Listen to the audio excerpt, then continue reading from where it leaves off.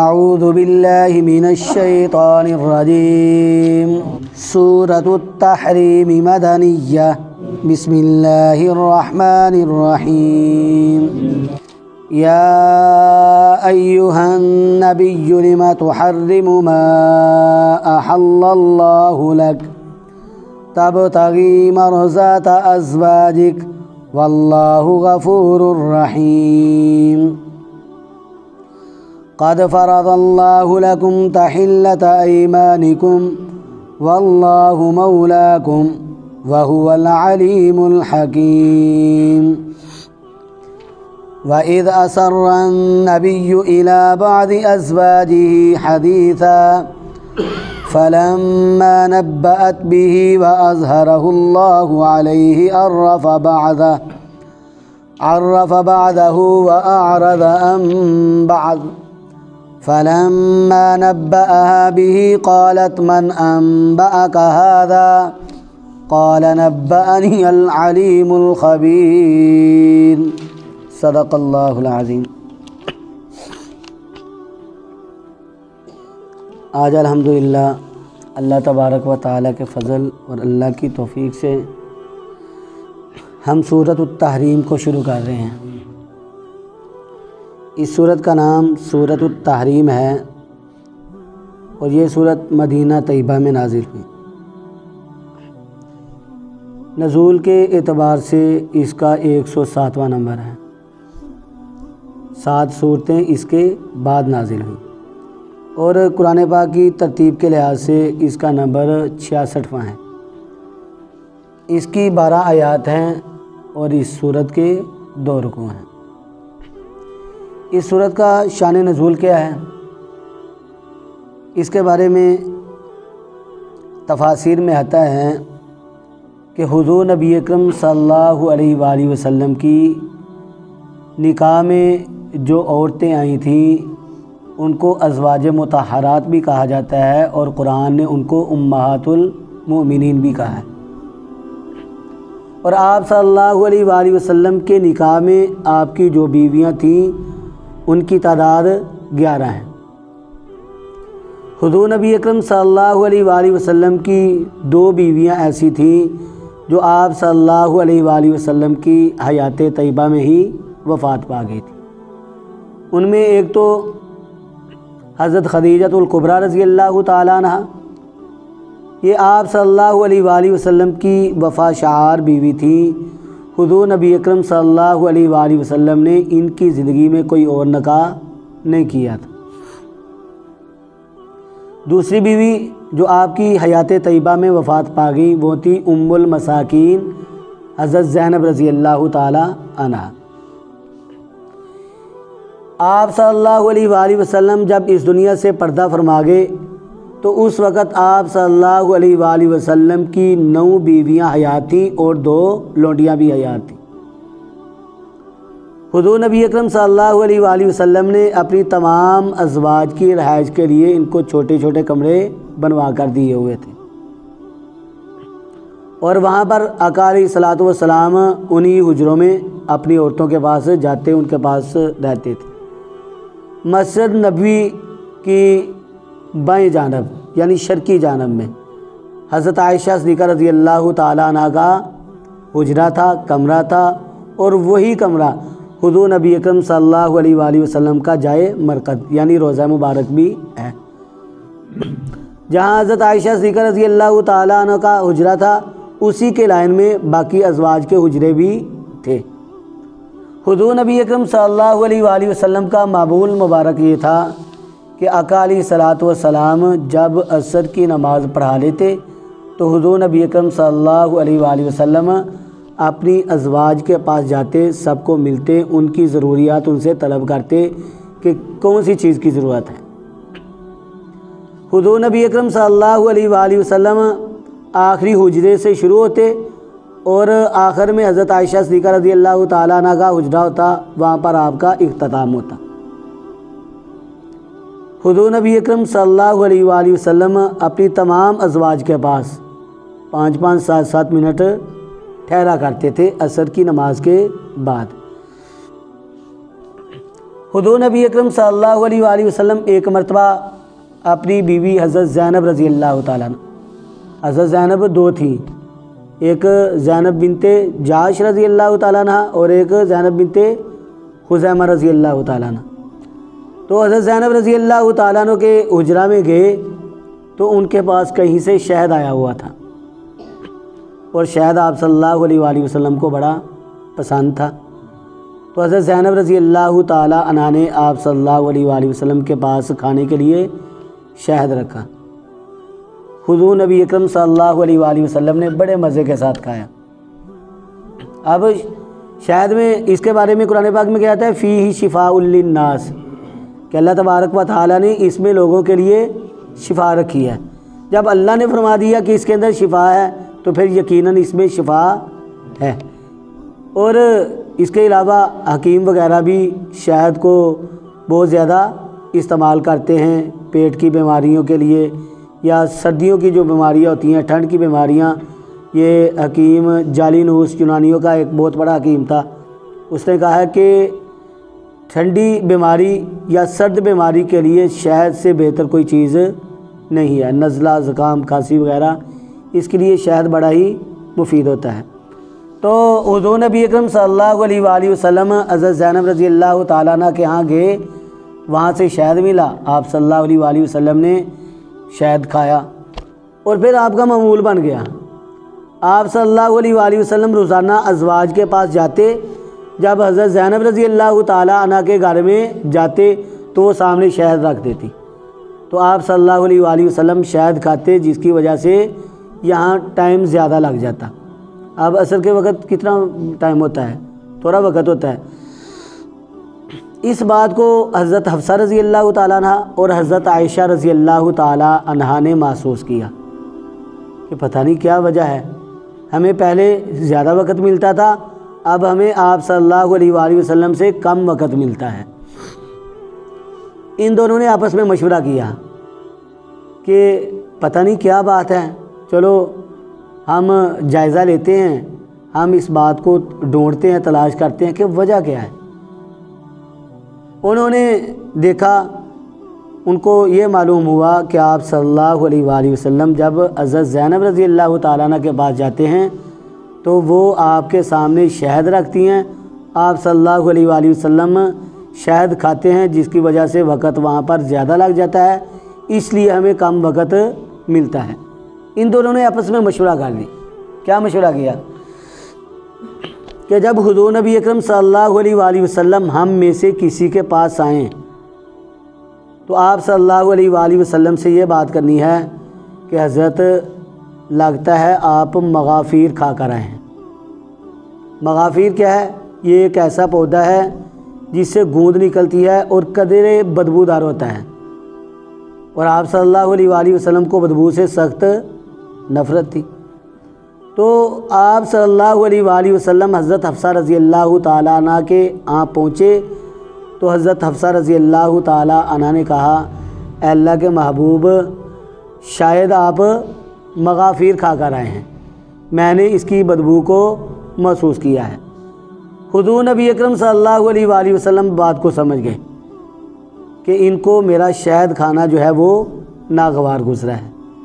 حضور نبی اکرم صلی اللہ علیہ وآلہ وسلم نے قسم اٹھا لی کہ اگر میرا شہد کھانا آپ کو تکلیف دیتا ہے تو میں آئندہ شہد استعمال نہیں کروں گا، میں نہیں کھاؤں گا۔ اب یہ بات آپ صلی اللہ علیہ وآلہ وسلم نے قسم اٹھا لی کہ میں نہیں کھاؤں گا، یعنی اپنے اوپر حرام قرار دیا، اور ساتھ ہی حضرت حفصہ رضی اللہ تعالیٰ عنہ سے یہ کہہ دیا کہ کسی کو بتلانا نہیں ہے کہ میں نے آپ سے یہ بات کی ہے۔ اب حضرت حفصہ رضی اللہ تعالیٰ عنہ نے یہی بات حضرت عائشہ صدیقہ رضی اللہ تعالیٰ عنہ سے کر دی، اور یہ آپس میں ہم راز تھیں، انہوں نے آپس میں مشورہ کیا ہوا تھا کہ ہم یہ بات کریں گے۔ جب حضرت حفصہ رضی اللہ تعالیٰ عنہ کو آپ صلی اللہ علیہ وآلہ وسلم نے بطور تنبیہ کے یہ ارشاد فرمایا کہ آپ نے کسی کو بتانا نہیں ہے، اپنے پاس ہی رکھنا ہے، راز رکھنا ہے، انہوں نے بتلا دیا، تو اللہ تبارک و تعالیٰ نے بھی اپنے محبوب کو اس بات سے آگاہ فرما دیا، کیا میرے محبوب، آپ نے اپنی زوجہ سے یہ کہا تھا کہ یہ بات کسی کو بتلانی نہیں، انہوں نے یہ بات آگے پہنچا دی ہے۔ تو آپ صلی اللہ علیہ وآلہ وسلم نے حضرت حفصہ رضی اللہ تعالیٰ عنہ سے پوچھا کہ آپ کو میں نے کہا تھا آپ نے اس راز کو آگے ظاہر نہیں کرنا، تو آپ نے ظاہر کر دیا ہے۔ تو وہ پوچھنے لگی اے اللہ کے محبوب آپ کو یہ بات کس نے بتلائی ہے؟ تو آپ صلی اللہ علیہ وآلہ وسلم نے ارشاد فرمایا مجھے یہ بات علیم و خبیر ذات نے بتلائی ہے، یعنی یہ بات مجھے میرے رب نے بتلائی ہے۔ اب دیکھیں اس واقعہ سے کئی عقیدے ثابت ہوتے ہیں۔ ایک تو یہ کہ ازواج مطہرات اس بات کو جانتی تھی کہ حضور نبی اکرم صلی اللہ علیہ وآلہ وسلم علم غیب کو نہیں جانتے، اس لیے ازواج مطہرات نے ان میں سے یہ حضرت حفصہ کیا کہتی ہیں اللہ کے محبوب اگر ان کو یہ پتہ ہوتا کہ آپ علم غیب جانتے ہیں تو پھر وہ آپس میں ایسا مشورہ ہی نہ کرتی۔ اور پھر دوسرا راز آقا علیہ الصلوۃ والسلام نے کس کو بتلایا؟ حضرت حفصہ کے سامنے اس بات کو ظاہر کیا، اور انہوں نے ظاہر کیا حضرت عائشہ کے سامنے۔ اللہ نے اس بات سے آپ صلی اللہ علیہ وآلہ وسلم کو آگاہ فرمایا، تو وہ حضرت حفصہ رضی اللہ تعالیٰ عنہ نے پوچھا کہ آپ کو کس نے بتلایا ہے؟ اگر آپ صلی اللہ علیہ وآلہ وسلم کو اس بات کا علم ہوتا تو آپ صلی اللہ علیہ وآلہ وسلم یہی ارشاد فرماتے کہ تجھے پتہ نہیں کہ میں غیب کی باتوں کو جانتا ہوں۔ آپ صلی اللہ علیہ وسلم نے ارشاد فرمایا نبأنی العلیم الخبیر، مجھے یہ بات بتلائی ہے علیم و خبیر ذات نے۔ دوسرا، نبی کے پاس حلال اور حرام کا اختیار نہیں ہے، نبی کے پاس کسی چیز کو حلال یا حرام کرنے کا اختیار نہیں ہے۔ اگر نبی کے پاس حلال اور حرام کو اختیار کرنے کا ان کے پاس اختیار ہوتا اس کو استعمال کرنے کا تو پھر اللہ تبارک و تعالی اس صورت کو نازل نہ فرماتے۔ شاید تو حلال تھا لیکن آپ صلی اللہ علیہ وآلہ وسلم قسم اٹھا بیٹھے، تو اللہ تبارک و تعالی نے حضور نبی اکرم صلی اللہ علیہ وآلہ وسلم سے ارشاد فرمایا اے میرے محبوب آپ اپنی بیویوں کی رضا کے لیے حلال کو حرام ٹھہرا رہے ہو، اس لیے جو قسم آپ نے اٹھائی ہے اس قسم کو توڑ ڈالو اور شہد کو کھانا شروع کر دو۔ اسی طرح حضور نبی اکرم صلی اللہ علیہ وآلہ وسلم کے پاس کھانا آیا، اس کھانے میں آپ صلی اللہ علیہ وسلم کے لیے لہسن اور تھوم وغیرہ اور پیاز وغیرہ بھی لایا گیا۔ آپ صلی اللہ علیہ وآلہ وسلم نے دیکھا کہ اس میں لہسن اور پیاز وغیرہ ہے، تو آپ صلی اللہ علیہ وسلم نے ارشاد فرمایا یہ تم کھاؤ میں نہیں کھاؤں گا۔ لوگوں نے کہا اللہ کے محبوب کیا یہ حرام ہے؟ آپ صلی اللہ علیہ وآلہ وسلم نے ارشاد فرمایا کہ اللہ نے اس کو حلال کیا ہے، میں اس کو حرام نہیں کہوں گا۔ میں اس لیے نہیں کھا رہا ہوں کہ انی اناجی من لا تناجو، بے شک میں ان سے باتیں کرتا ہوں جن سے تم باتیں نہیں کرتے ہو، یعنی میری باتیں فرشتوں سے ہوتی ہیں اور فرشتوں کو اس کی بدبو سے سخت نفرت ہے، اس لیے میں اس کو نہیں کھاؤں گا، تم کھا لو۔ اسی طرح حلال اور حرام کے بارے میں یہ حضرت علی رضی اللہ تعالیٰ عنہ نے اس بات کا ارادہ کیا کہ میں ابو جہل کی بیٹی سے شادی کروں گا۔ آپ صلی اللہ علیہ وآلہ وسلم کو اس بات کا علم ہوا۔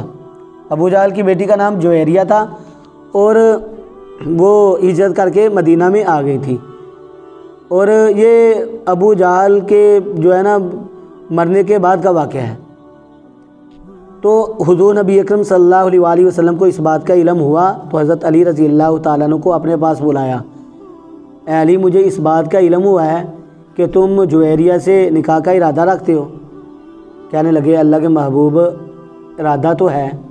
تو آپ صلی اللہ علیہ وآلہ وسلم نے ارشاد فرمایا کہ فاطمہ میری بیٹی ہے، میں اللہ کا نبی ہوں، اور ابو جہل اللہ کا دشمن تھا، تو اللہ کے نبی کی بیٹی اس کا مزاج کچھ اور ہوگا اور اللہ کے دشمن کی بیٹی کا مزاج کچھ اور ہوگا، تو یہ دونوں آپس میں نہیں رہ سکتے، اکٹھی نہیں رہ سکتی ہیں۔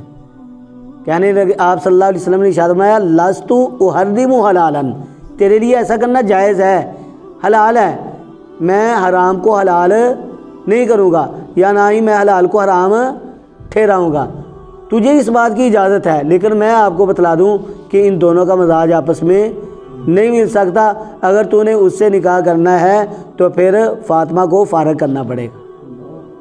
تو حضرت علی رضی اللہ تعالیٰ عنہ نے حضور نبی اکرم صلی اللہ علیہ وآلہ وسلم کے سامنے یہ بات عرض کی کہ اللہ کے محبوب، اب میں فاطمہ کے ہوتے ہوئے کسی اور عورت سے نکاح نہیں کروں گا۔ یعنی کیا ہے، اللہ کے محبوب حضور نبی اکرم صلی اللہ علیہ وآلہ وسلم نے ارشاد فرمایا کہ میرے پاس حلال کو حرام کرنے کا اور حرام کو حلال کرنے کا کوئی اختیار نہیں ہے۔ تو اللہ تبارک و تعالیٰ نے یہی بات اس صورت میں نازل فرمائی ہے۔ اللہ نے ارشاد فرمایا یا ایھا النبی، اے نبی کریم صلی اللہ علیہ وآلہ وسلم، لما، کیوں، تحرم، تم حرام قرار دیتے ہو، ما، اس چیز کو، احل، جو حلال کی ہے، اللہ تعالیٰ نے لکا، آپ کے لیے۔ کیا چیز؟ شاید آپ صلی اللہ علیہ وسلم کے لیے حلال تھا، لیکن آپ صلی اللہ علیہ وآلہ وسلم نے قسم اٹھا لی کہ میں آج کے بعد شاید نہیں کھاؤں گا، یعنی حرام قرار دیا۔ اپنی ذات کے لیے حرام قرار دیا تھا، اپنی خاندان کے لیے اور اپنی امت کے لیے نہیں، لیکن اللہ کو یہ بات پسند نہیں آئی۔ اللہ نے ارشاد فرمایا جب میں نے اس کو حلال کیا ہے تو پھر آپ کیوں حرام ٹھہراتے ہو؟ تو اللہ نے کیا ارشاد فرمایا، تب تاغی، تم چاہتے ہو، مرضاتا، رضا، ازواجک، اپنی بیویوں کی۔ کیا تم اپنی بیویوں کی رضا کو چاہتے ہوئے اپنے رب کے حکم سے منہ موڑتے ہو؟ اپنی بیویوں کو خوش کرنا چاہتے ہو؟ اللہ نے ارشاد فرمایا ایسا کرنا آپ کے لیے ٹھیک نہیں ہے۔ کتنے سخت کلمات ہیں جو اللہ تبارک و تعالیٰ نے ارشاد فرمائے کہ کیا تم اپنی بیویوں کو راضی کرنا چاہتے ہو؟ فرمایا واللہ، اور اللہ تعالیٰ، غفور، بخشنے والا ہے، رحیم، رحم کرنے والا ہے۔ جس بندے سے بھول ہو جاتی ہے اور اس کو پتہ چل جاتا ہے کہ میں بھول گیا ہوں، مجھ سے خطا ہو گئی ہے، وہ اپنی خطا پر ندامت کے آنسو بہاتا ہے، اللہ سے معافی مانگتا ہے، تو اللہ نے ارشاد فرمایا اللہ اس کو بخشنے والے ہیں اور اللہ تعالیٰ اس کے حال پر رحم فرمانے والے بھی ہیں۔ اللہ نے اس حکم کے بارے میں ارشاد فرمایا اب آپ سے ایسا ہو گیا ہے تو اب آپ کو کیا کرنا چاہیے؟ فرمایا قد، تحقیق، فرضا، فرض کیا ہے، اللہ تعالیٰ نے، لکم، تمہارے لیے، تحلتا، کھولنا، ایمانکم، تمہاری قسموں کا۔ اللہ تبارک و تعالیٰ نے تمہارے لیے تمہاری قسموں کا توڑنا فرض قرار دیا ہے کہ کوئی بندہ ایسی قسم اٹھا لے تو اللہ نے کیا ارشاد فرمایا کہ تم ایسی قسموں کو توڑ ڈالو۔ کوئی حلال چیز ہے، بندہ قسم اٹھا لیتا ہے، میں قسم اٹھا کر کہتا ہوں اللہ کی قسم اٹھاتا ہوں میں یہ نہیں کھاؤں گا، فرمایا یہ اس قسم کا توڑنا فرض ہے، اس قسم کو توڑو اور قسم کا کفارہ ادا کر دو۔ تو اللہ تبارک و تعالیٰ نے اپنے محبوب حضور نبی اکرم صلی اللہ علیہ وآلہ وسلم سے کیا ارشاد فرمایا، تحلتا ایمانکم، اے میرے محبوب جو آپ نے قسم اٹھا لی ہے آپ کے لیے اس قسم کا توڑنا جو ہے وہ فرض ہو چکا ہے۔ اللہ نے تمہارے لیے یہ بات مقرر کر دیا، اللہ کا حکم ہے کہ اس قسم کو توڑ دو اور شہد کھانا شروع کر دو۔ اللہ نے ارشاد فرمایا واللہ مولاکم، اور اللہ ہی مولاکم تمہارا آقا ہے، وہوا، اور وہ، العلیم، جاننے والا ہے، الحکیم، حکمت والا ہے۔ آگے وہ بات جس کی وجہ سے آپ صلی اللہ علیہ وآلہ وسلم نے یہ قسم اٹھا لی تھی اللہ نے اس کو بیان کیا ہے۔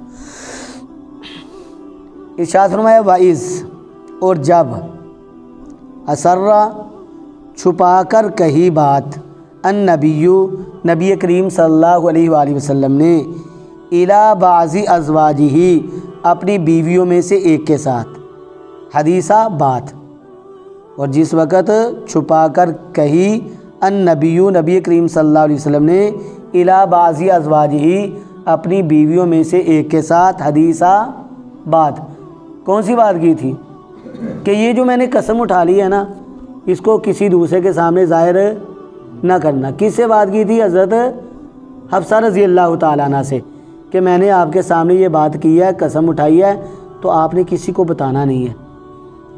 اللہ تبارک و تعالیٰ نے ارشاد فرمایا فلما، پس جب، نبأت، اس نے بتلا دی، بھی اس کو، جب حضرت حفصہ رضی اللہ تعالیٰ عنہا نے یہ بات حضرت عائشہ رضی اللہ تعالی عنہ کو بتلا دی، اور اس بات کو اللہ نے اپنے محبوب پر ظاہر فرما دیا۔ اللہ نے فرمایا وَأَظْهَرَهُ اللَّهُ، اور ظاہر فرما دیا اس کو اللہ تعالیٰ نے علیہ، آپ صلی اللہ علیہ وآلہ وسلم پر، یعنی اللہ تبارک و تعالیٰ نے آپ صلی اللہ علیہ وسلم پر وحی بھیج دی۔